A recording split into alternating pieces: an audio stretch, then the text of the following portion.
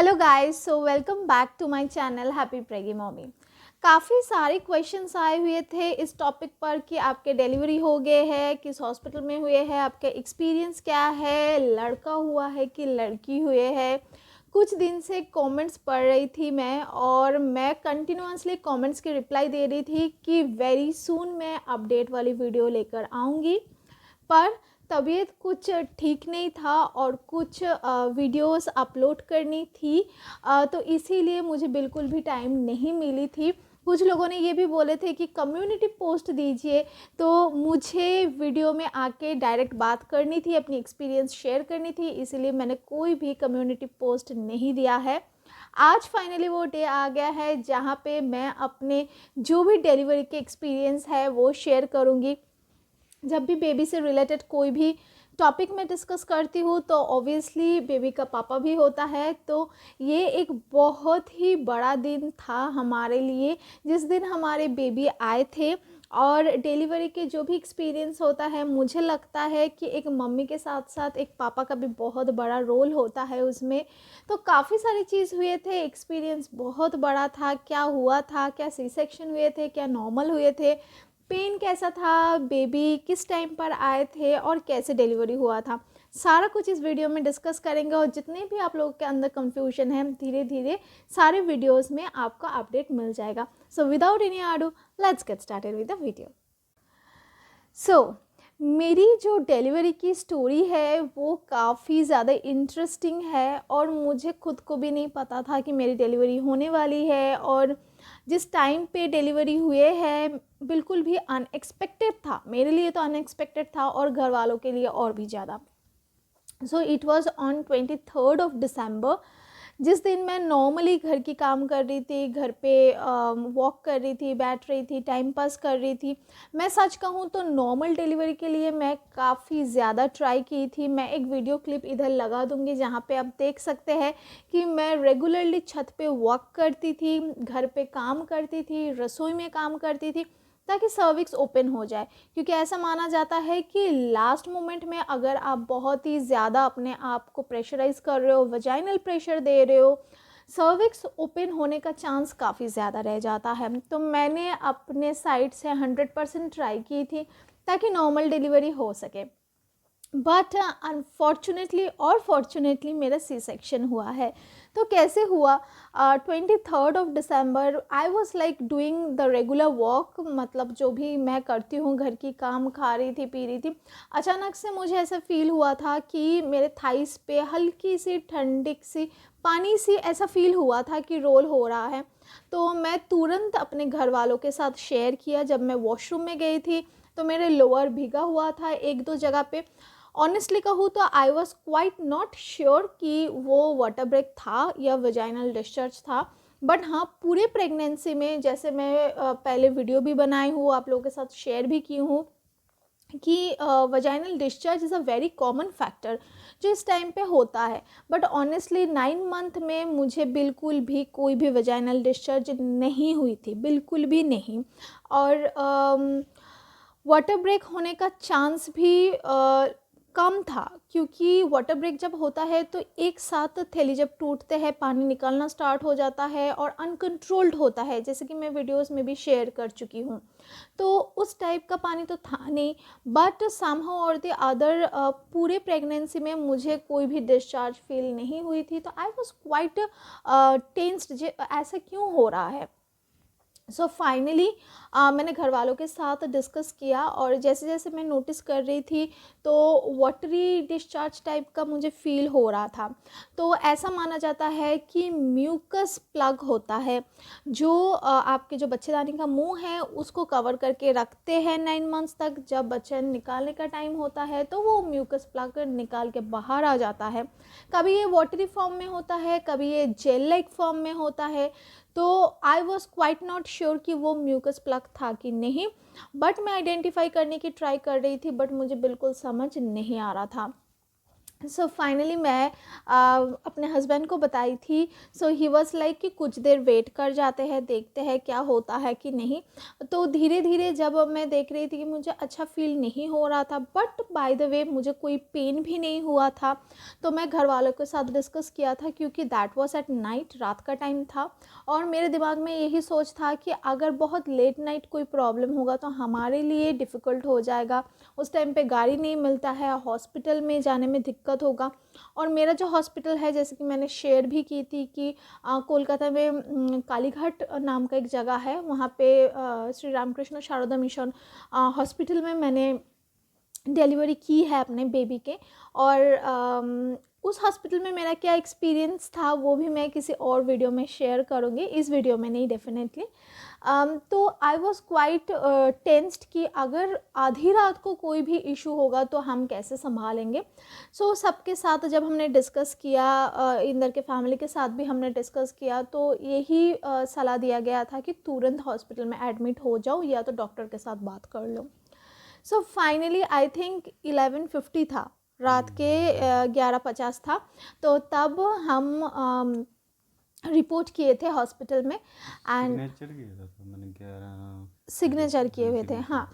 तो that time I was in the labour room, and सबके लिए जो फर्स्ट टाइम डिलीवरी करते हैं, तो आई डोंट नो कि एक्सपीरियंस कैसा होता है, बट मेरे लिए जो ये फर्स्ट डिलीवरी का एक्सपीरियंस था पहले रात का, दैट वॉज हिलेरियस, क्योंकि मैंने आज तक लेबर रूम में कभी नहीं गई हूँ। सो फर्स्ट टाइम जब मैं हॉस्पिटल में एंटर की थी, तो मुझे यही बोला गया था कि तुरंत आपको लेबर रूम में जाना है और हम आपके सर्विक्स चेक करेंगे, ऑब्वियसली पीवी एग्ज़ाम होगा। तो जब मैं लेबर रूम में गई तो रूम बिल्कुल खाली था, कोई भी नहीं थे, क्योंकि दैट नाइट किसी के भी लेबर पेन नहीं आया था। और labour room usually normal delivery के लिए रखा जाता है। और इस हॉस्पिटल में जो ओटी रूम है वो थर्ड फ्लोर में है, और जो लेबर रूम है वो सेकंड फ्लोर में है। सो लेबर रूम में मैं लेटी थी, एंड उसके काफ़ी देर बाद मुझे तो बहुत डर लग रहा था, क्योंकि रूम काफ़ी ज़्यादा बड़ा था। और लेबर रूम कैसा होता है ये अगर आप सामने से देखोगे तो आप लोगों के भी जी घबरा जाएगा। एंड ऊपर से बात ये था कि घर वाले नहीं थे, हमारे हॉस्पिटल में घर वालों को अंदर अलाउड नहीं है। सो आई वॉज बैडली वॉन्टिंग कि एटलीस्ट मेरा हस्बैंड मेरे साथ हो। सो मैंने रिक्वेस्ट भी की थी नर्स को कि एटलीस्ट मेरे हस्बैंड को अलाउ कीजिए, बट दे डिडंट अलाउ। तो मैं उधर लेटी थी, एंड डॉक्टर उसके आई थिंक आधे घंटे बाद डॉक्टर आए थे। सो डॉक्टर आके स्टार्टिंग में मुझे सब कुछ पूछा कि क्या हुआ ना हुआ, उन्होंने रिपोर्ट लिखा। एंड देन जब उन्होंने वेजाइनल एग्जामिनेशन किया तो उन्होंने ये बात ही बोला था कि ना तो आपके बच्चेदानी का मुंह खुला है, ना तो आपके वाटर ब्रेक हुआ है, कुछ भी नहीं हुआ है, यू आर एब्सोल्युटली फाइन, वो नॉर्मल वेजाइनल डिस्चार्ज था। सो I was quite happy.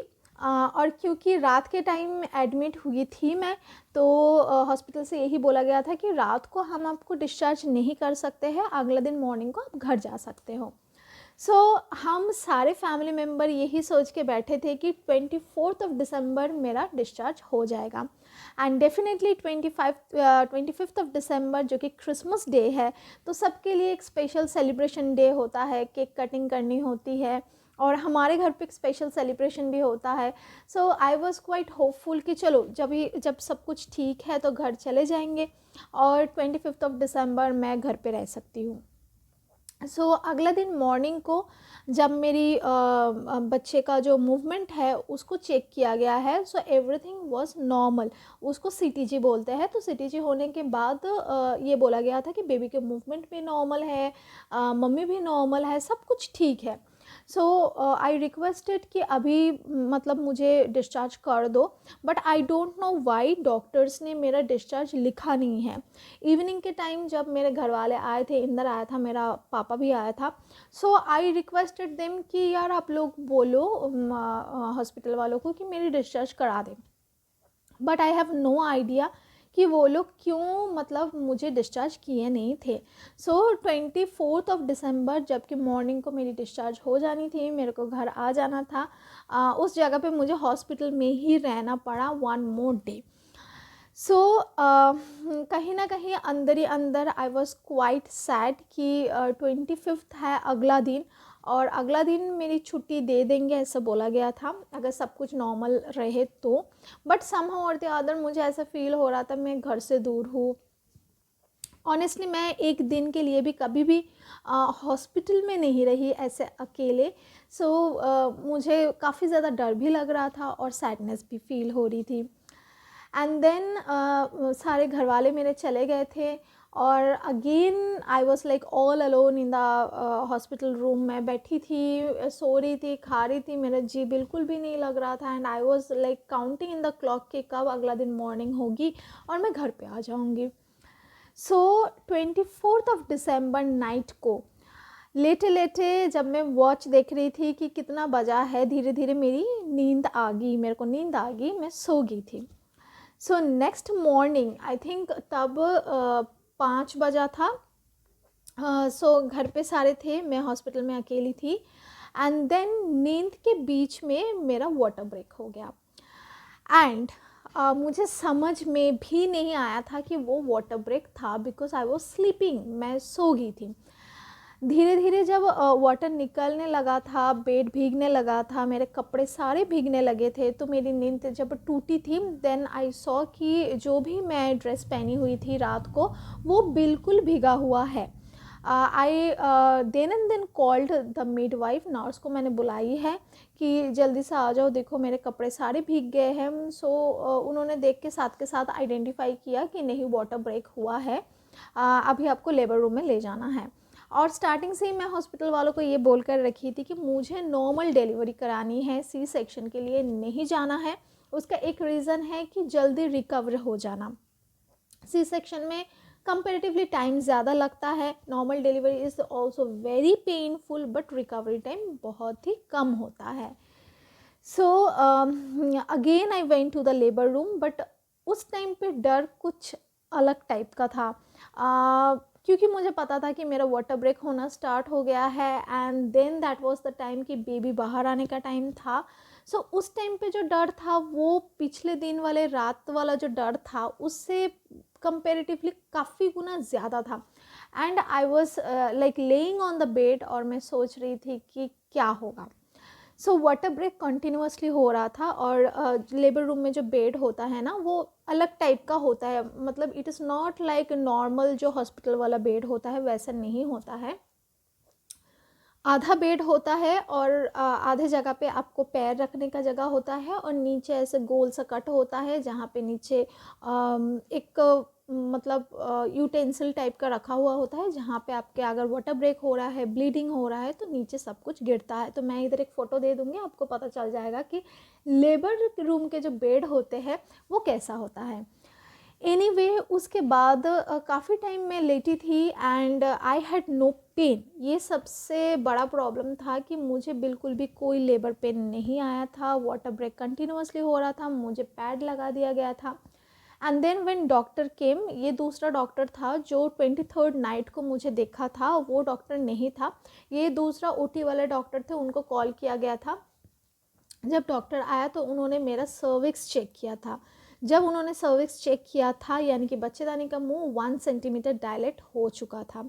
And doctor ने जब नर्स को ये बात बताए थे तो आई वॉज वेरी होपफुल कि चलो अभी बच्चेदानी का मुंह खुलने लग गया, मतलब नॉर्मल डिलीवरी होने का चांस काफ़ी ज़्यादा है।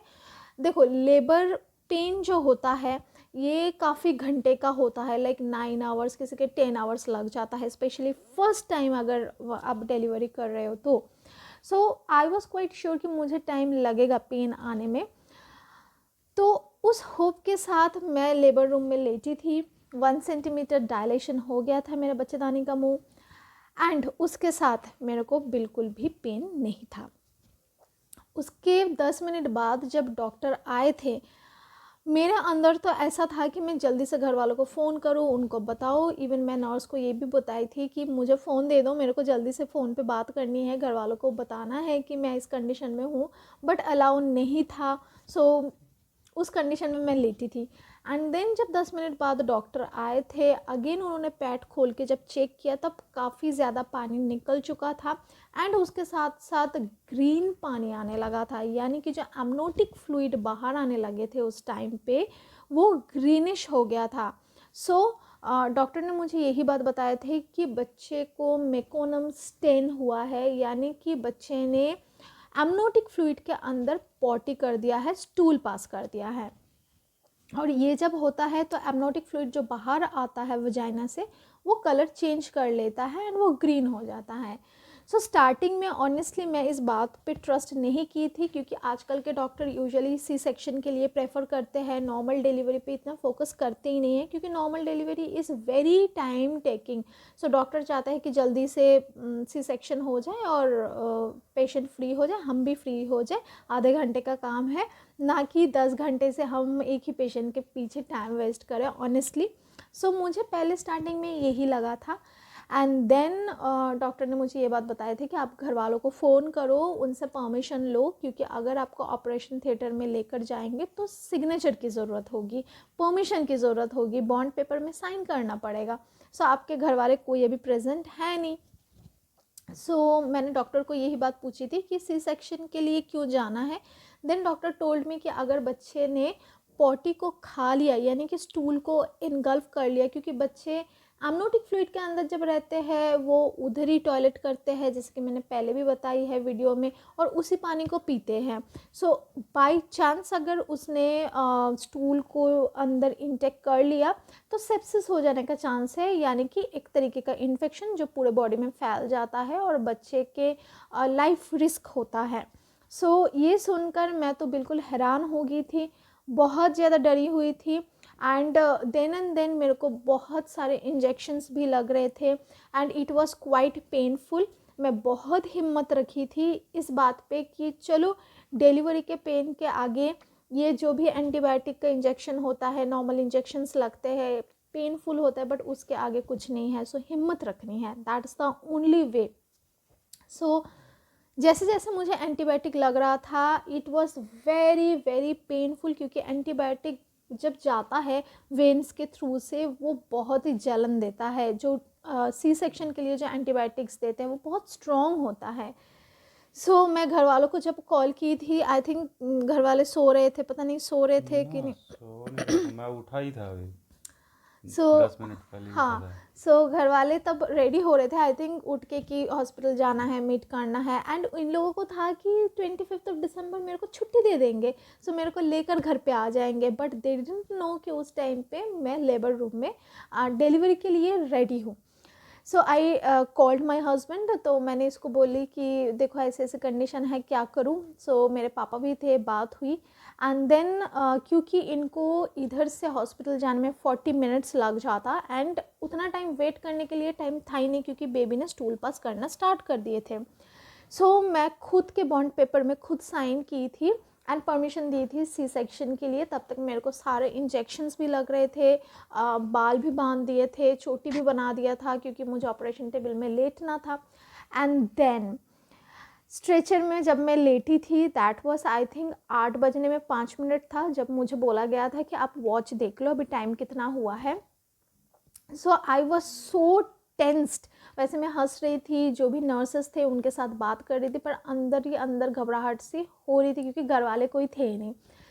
ऑपरेशन रूम में जब लेकर गए थे that was a different experience, totally a different experience. सबसे पहले तो ये बात है कि मुझे ऑपरेशन टेबल में जब लेटाया गया था तब भी मेरा वाटर ब्रेक हो रहा था एंड मैं डॉक्टर को यही बात बोल रही थी कि डॉक्टर मेरा वाटर ब्रेक हो रहा है, कंटिन्यूअसली वाटर निकल रहा है, मैं कैसे मतलब ऑपरेशन टेबल के ऊपर लेटूँ, मुझे समझ नहीं आ रही है। डॉक्टर सेड कि ऐसा होगा, आप टेंशन मत लो, आप जैसे भी हो आप बेड पे चढ़ के लेट जाओ। जब मैं लेटी कुछ टाइम के लिए, अगेन मेरा पीवी एग्ज़ाम हुआ, वजाइनल एग्जामिनेशन हुआ and then that time doctor ने खुद मुझे बताया कि आप देखो आपके मेकोनम स्टेन हो रहा है, यानी कि जो भी एमनोटिक फ्लूइड निकल रहा है वो सारा ग्रीन है, यानी कि बच्चे का इन्फेक्शन हो जाने का चांस काफ़ी ज़्यादा है, तुरंत हमको ऑपरेशन करना पड़ेगा, आपको कोऑपरेट करना पड़ेगा उसके लिए। Then I have seen 3-4 doctor थे, उसमें एक लेडी डॉक्टर थे और 4-5 मेल डॉक्टर थे। तो मुझे बिठाया गया था ऑपरेशन टेबल में। जब मैं बैठी थी मेरे स्पाइनल कॉर्ड में नीचे एक इंजेक्शन दिया गया था, जिसके बाद that pain was hilarious and मेरे को लोअर पोर्शन सुन तो हो गया था बट मैं फील कर पा रही थी स्टिल। डॉक्टर ने काफ़ी ट्राई किया कि पैर उठाओ, देखो आपको कुछ फील हो रहा है कि नहीं। मेरे पेट में एक कट भी लगाए थे कि आपको पेन हो रहा है, तो मुझे फील हो रही थी। आप कह सकते हो 60% सेंस था नहीं बट 40% मुझे अच्छे से फील हो रहा था।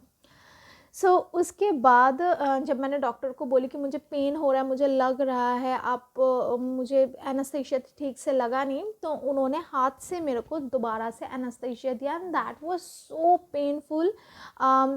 जैसे ही मेरे को एनास्थेशिया लगा, मैं चिल्लाने लगी थी, तो 2-3 बार मुंह से साउंड निकालने के बाद मैं अपने आप ही सो गई थी।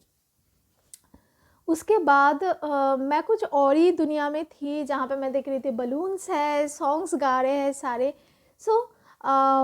जब मेरा सेंस आया आई कुड फील कि मेरे पेट में स्टिचेस लग रहे हैं। वैसे तो मेरा पेस्टिंग हुआ है बट अंदर यूट्रस में जब स्टिचेस लग रहे थे तो I could feel the pain. Anaesthesia हट गया था, नीचे वाला एनास्थेशिया था एंड उसके अंदर जो पेन था आई could feel, literally feel the pain in it. और उसके बाद जब उन्होंने पेस्टिंग किया, मैं अंदर ही अंदर फील तो कर रही थी बट एनास्थेशिया था वो धीरे धीरे हट रहा था एंड जब मुझे स्ट्रेचर से बाहर निकाला था ऑपरेशन रूम से, I could literally feel the pain in me and तब मेरे घर वाले आ भी गए थे एंड मेरे बेबी के बारे में बताए। बेबी का जेंडर क्या हुआ ना हुआ उसके ऊपर हम एक दूसरे वीडियो बनाएंगे। तब डिस्क्लोज़ करेंगे कि बेबी गर्ल हुए हैं कि बेबी बॉय हुए हैं। मैंने अपने घर वालों को देखा, मेरा हस्बैंड था, मेरा पापा था, मेरे मौसा थे। देन आई टोल्ड देम कि चलो बेबी हो गया है कैसे भी करके। उसके बाद मुझे जो ऑपरेशन के बाद जो रूम होते हैं उधर, स्पेशल रूम, उधर मुझे शिफ्ट किया गया था। काफ़ी सारे ड्रिप्स लगे थे, काफ़ी सारे इंजेक्शन्स लगे थे। घर वालों के साथ मैं 2 दिन मिल नहीं पाई। कैथीटर लगा था क्योंकि उस टाइम पे एनास्थेशिया लगा हुआ होता है तो यूरिन पास करना मतलब सेंस में नहीं होता है। Very painful was the C section. जी हाँ, मेरा नॉर्मल डिलीवरी नहीं हुआ था, फाइनली मेरे को सी सेक्शन के लिए जाना पड़ा था and it was very very very painful. But हाँ, जब मुझे मेरा बेबी मिला था एंड जब मैंने देखी थी अपने बेबी को, उसके बाद like everything, I forgot everything. जी हाँ, नॉर्मल डिलीवरी भी मेरे साथ साथ हुए थे काफ़ी सारे लड़कियों को। मेरी भी एक होप थी कि चलो नॉर्मल डिलीवरी के थ्रू से बेबी आ जाएगी। बट ठीक है, ये था मेरा एक्सपीरियंस बेसिकली, जो मतलब पूरे 23rd से लेकर 25th तक चला and honestly we were so happy क्योंकि 25th ऑफ दिसंबर क्रिसमस का डे था, बहुत ही बड़ा दिन था, सेलिब्रेशन था। उसी दिन हमारी जो बेबी है वो हुई है and we were so happy. हमने एक्सपेक्ट भी नहीं किए थे, स्पेशली मैं एक्सपेक्ट भी नहीं की थी कि 37 वीक स्टार्ट होते होते ही हमारी बेबी आ जाएगी। हम तो केक लेकर आए थे। हम केक लेकर आए थे। हमारा प्लान भी था कि हम क्या बनाएंगे उस दिन, कैसे सेलिब्रेट करेंगे। मैंने अपने मम्मी को भी बोली थी कि चलो अब बेबी होने के जो टाइम है वो आ गया है तो थोड़ा सा कुछ अच्छा बना के खिलाना। Everything was planned very nicely but it was beyond expectation कि 25th ऑफ दिसंबर बिल्कुल मॉर्निंग के 8 से 8:30 बजे के अंदर ही अंदर हमारी जो बेबी है वो होगी है एंड उसके जो जेंडर है वो हम रिवील करेंगे कि क्या हुए हैं, लड़का लड़की व्हाट्सएवर।